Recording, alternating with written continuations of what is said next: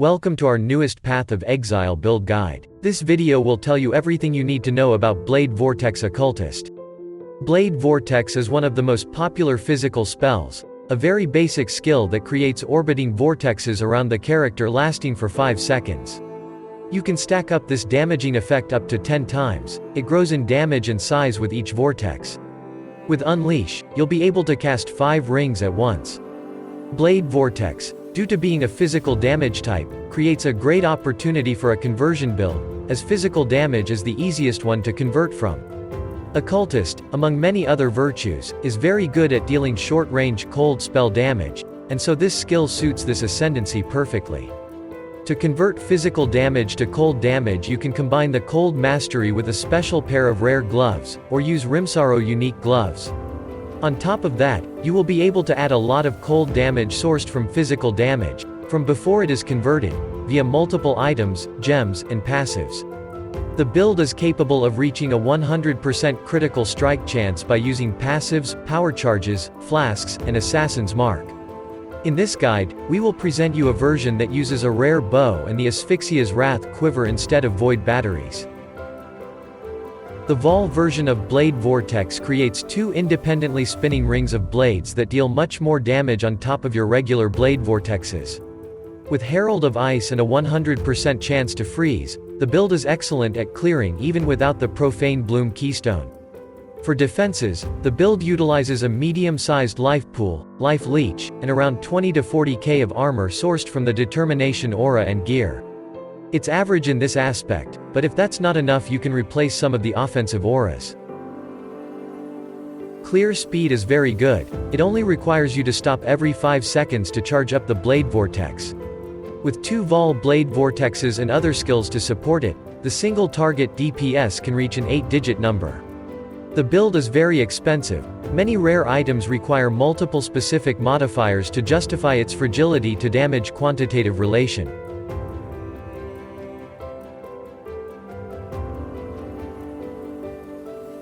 The only mandatory unique item here is Asphyxia's Wrath.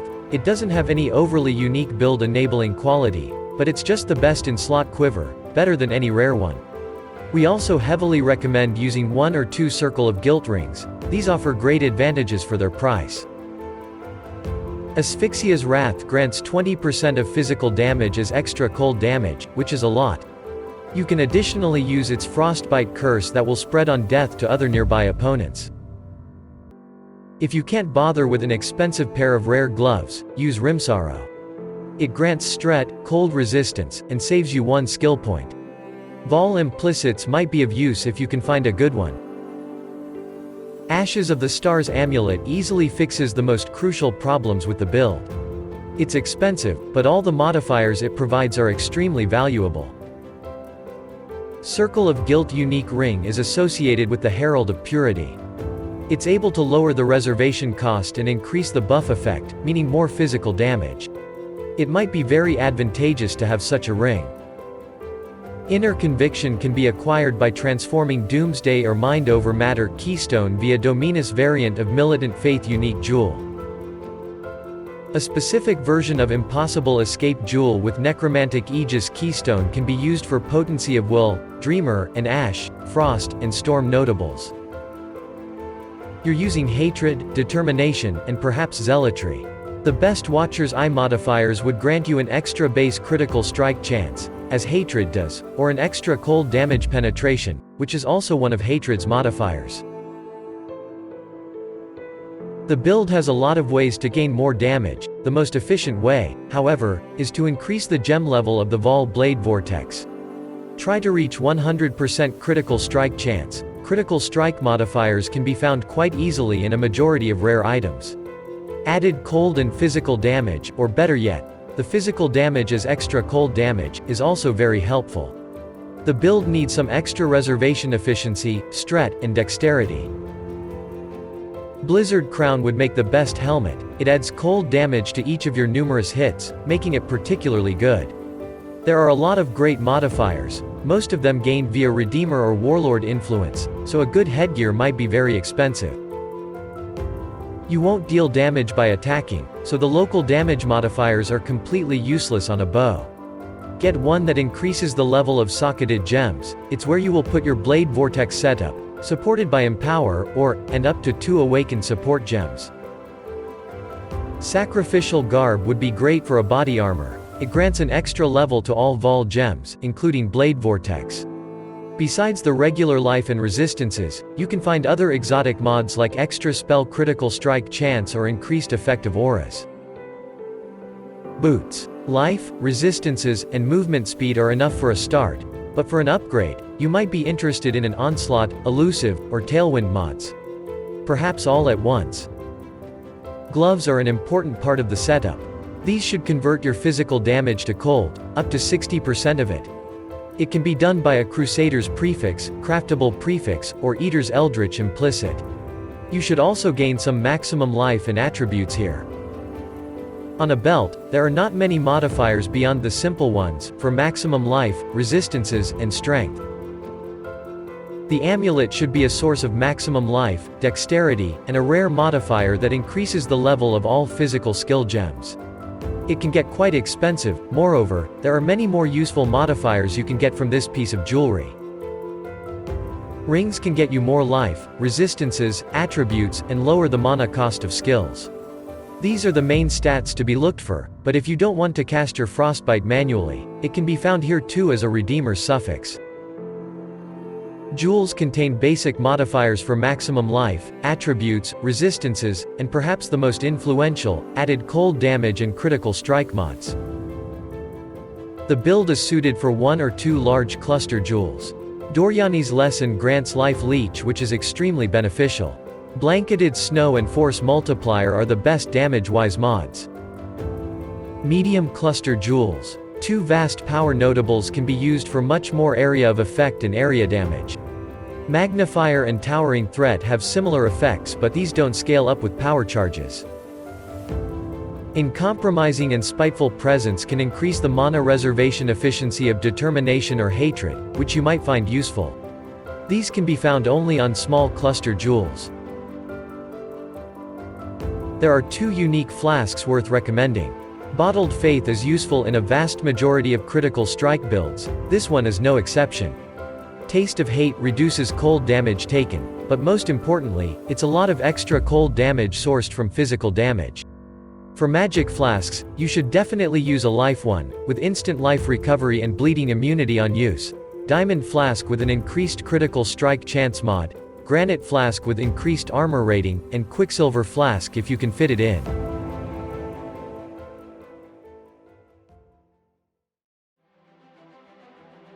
The main Vol Blade Vortex setup should be socketed in your rare bow.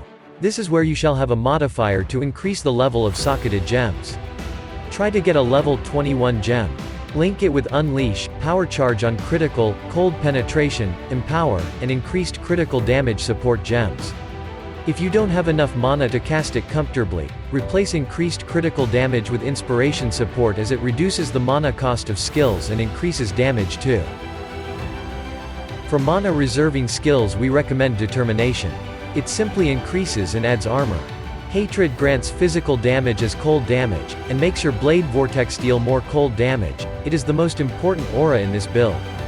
Herald of Ice shatters frozen enemies on death causing an explosion, increases cold damage, and adds cold damage to spells and attacks. Herald of Purity summons Sentinel minions, but what's more important, it grants more physical damage, later converted. Defiance Banner increases evasion rating and armor while also reducing critical strike chance for nearby opponents. If you manage to gain enough mana to use some higher cost skill, use Zealotry instead. Link all of these with Enlighten for an increased mana reservation efficiency. Arcanist Brand attaches to an enemy, triggering all linked spells every second. It should cast Frostbomb as it drastically reduces life regeneration and applies exposure, reducing cold resistance. Assassin's Mark is a curse that increases your critical strike chance and multiplier against the marked opponent. Link these 3 spells with life tap support so as to not spend any mana on them. Vortex is used to create a powerful chill effect. It creates a chilling area dealing cold damage right underneath your character. Bonech Hill increases the effect of chill and makes the enemies take more cold damage, depending on how powerful the effect of chill is. Unbound Ailments makes the effect of chill caused by Vortex much more powerful. Link this setup to an Arcane Surge for more mana regeneration and spell damage. Flame Dash is a simple movement skill. It has to be level 21 so as not to be triggered automatically by cast when damage taken. Molten Shell creates a protective barrier that mitigates incoming hit damage. It's capable of absorbing more damage the more armor you have. Keep it at level 20. Link these two to a level 20 cast when damage taken, and life tap support. If you have space for an additional skill, use the divergent version of Vol Righteous Fire to gain a temporary, but powerful bonus to spell damage at the cost of your life. Frostbite Curse is gained from Asphyxia's Wrath Quiver. This Hex-type curse spreads on one's death to nearby enemies. It lowers the cold resistance of your opponents.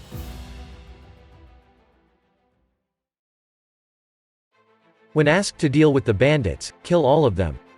You will be rewarded with 2 additional skill points. Helping Alira grants mana regeneration, critical strike multiplier, and elemental resistances, so it can be beneficial too.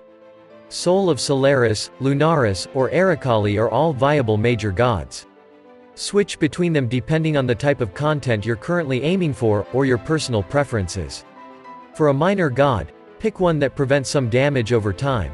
Soul of Ralakesh or Abarath are good examples of such Pantheon choices. The passive skill tree is constructed in such a way as to reach all 3 maximum power charge notables.